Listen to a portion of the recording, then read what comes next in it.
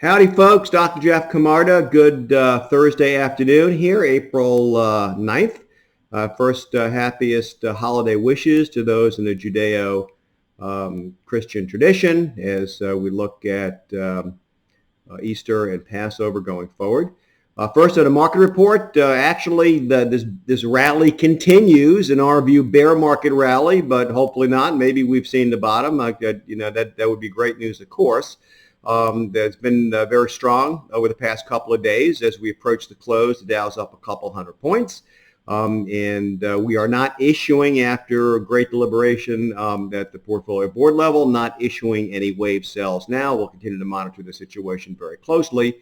But at this point, we don't think it's a particularly great time to get out. And that also applies, by the way, to non-conforming securities, what we call legacy stock watch securities. Those of you that have stocks or other securities that typically you brought to us and didn't want to sell, sometimes for emotional reasons, but mostly because there are adverse tax consequences.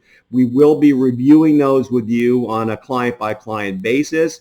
We've just about completed our new algorithm to evaluate our opinions of the industries those stocks are in going forward in this new COVID economy.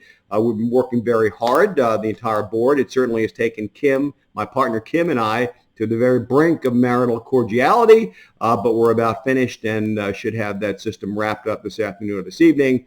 And your PWAs, your personal wealth advisor, should be communicating those results to you beginning tomorrow.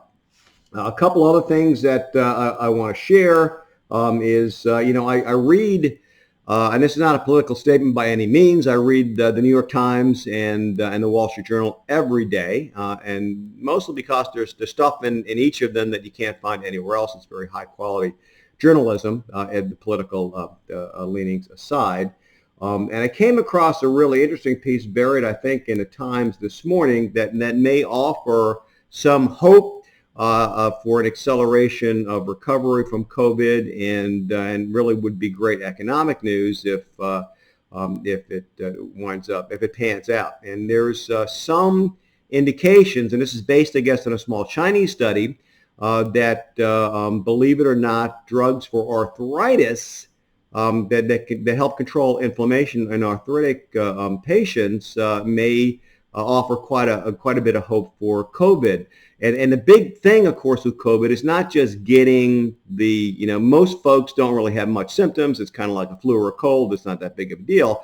But a small percentage become very, very sick and die from it. And this theory is that the reason that folks have an adverse reaction and die, their lungs filled with fluid, and they get very acute pneumonia, and they can't get oxygen, and they die. And that's why those that are intubated, maybe only 20% of those survive, is because the body's reaction is like an overreaction of the immune system that produces inflammation and these symptoms, kind of an overreaction to COVID, which occurs in a small percentage of people. But that's really the big concern, right? If you die from it, I think I could probably live through a bad flu, but I certainly want to roll a dice, and not being around next year.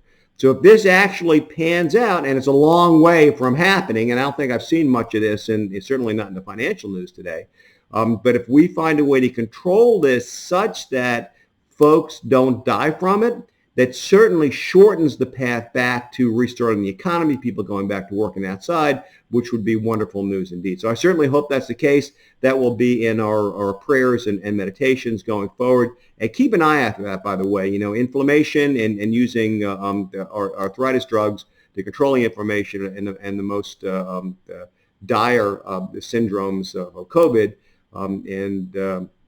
Hopefully that develops. That could be really very exciting. That's pretty much all I have for you.